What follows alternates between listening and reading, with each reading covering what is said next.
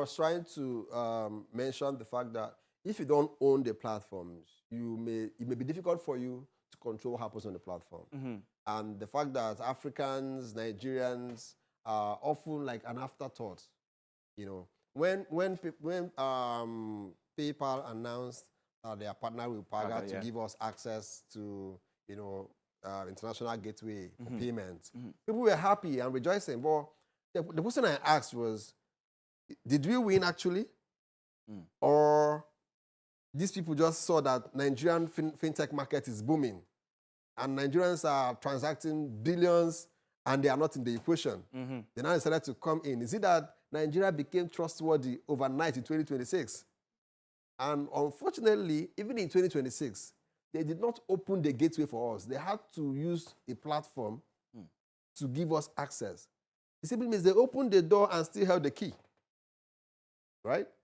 Why stop Nigerians from creating an account on PayPal directly and transacting as other people? But why then does it feel like the government is not...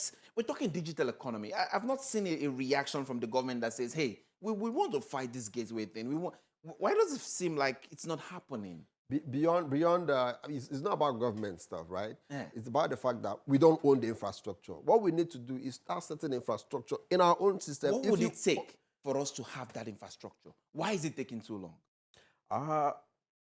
I would say that Africa, by extension, Nigeria, at this time, we don't really have the system that can carry the level of development that's happening globally at this time. You have to be honest about it, right? The government is trying, but there are systems that should have been in place way long before now that could enable innovation to thrive. But while you are trying to get some things done, even as an ecosystem person developing in your own small area, there are a lot of infrastructure that are not helping you to get the results you want. It will take some time, honestly. It's an evolution happening. All right, let's get now into the political sphere, because social media is going to be a battleground in the coming elections. And then where we come in to ask question is looking at the opportunities in AI. Where are we right now when it comes to how this is going to play out? Elections, election campaigns, how it's going to play out. What are you looking at as strategies? What are you thinking? Where is your head in right now as regards this combination? As a matter of fact, the elections that are coming, right, a lot of narrative will be shaped by social media. Unlike before, people go to campaign in the grassroots. The grassroots is on social media right now. And anybody who understands the algorithms and is able to trigger it will be on the headlines consistently, right? So this coming elections, campaign strategies will involve algorithm strategies as well. Any team, any party that wants to lead the conversation must understand how to leverage social media as a core platform to drive their messaging and tell people what it is that they're going to do for them. So are we still going to be seeing, that's fair, the play of on serious versus serious content? Will it still be playing out? On serious versus maybe comedy being used as those kind of things. And so on serious content, which will trigger, which will not trigger, where does it go from there? Yeah, as a matter of fact, everyone who wants to drive engagement on social media, well, no matter the topic we're talking about, have to ensure that there are emotional connections, right? Whether you're saying something serious, ensure that you have to trigger the emotions of people to be able to discover you. As a matter of fact, in the next few years, visibility will be decided by those who are visible on social media platforms. And it is your presence on these platforms that, let me share this with you, right?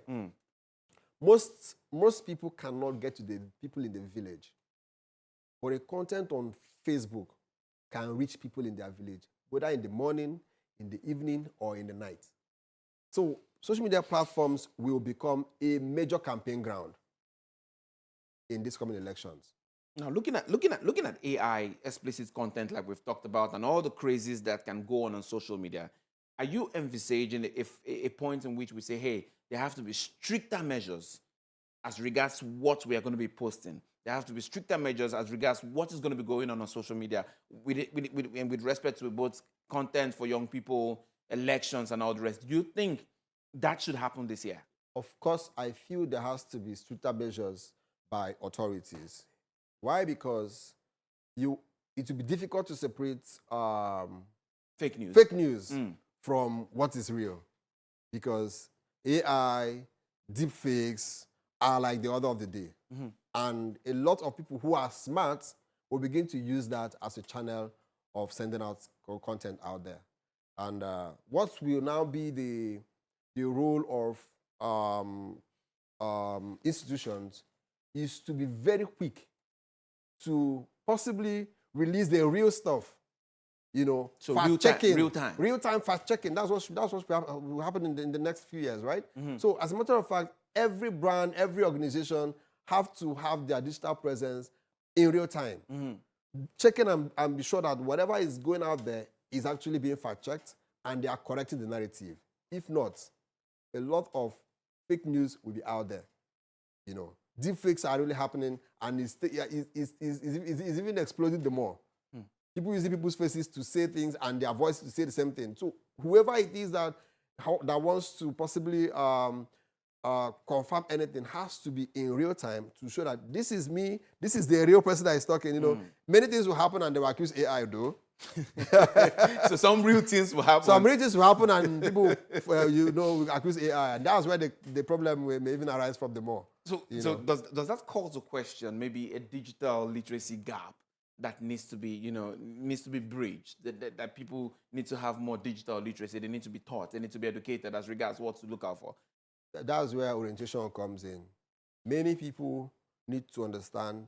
See, we're discussing this as experts, but a lot of Nigerians don't yet know the difference between an AI content and real content. So there is a big gap, right, that has to be filled by education. So we hope that government agencies, individuals like us, part of what we're doing now is educating the people, telling them that, as a matter of fact, you should be looking out for content and be dividing them into two, real and fake. By the time people have this information and have it enough, they'll be able to separate possibly AI-generated content.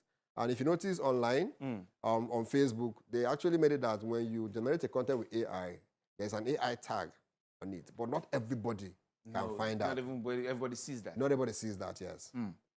So do you think our civic societies, the government itself, and do you think we are ready for the AI-driven political campaigns and the AI manipulations we are seeing? You think we're ready? Truth be told, the speed at which things are happening, we are not matching the pace, really, right?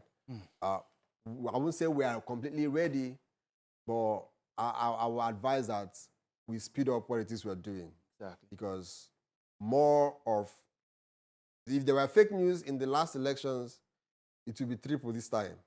Because everybody has access to digital assets. People can use AI to, a lot of things are going to be spreading on the internet. So the civil society has to up their game. All right.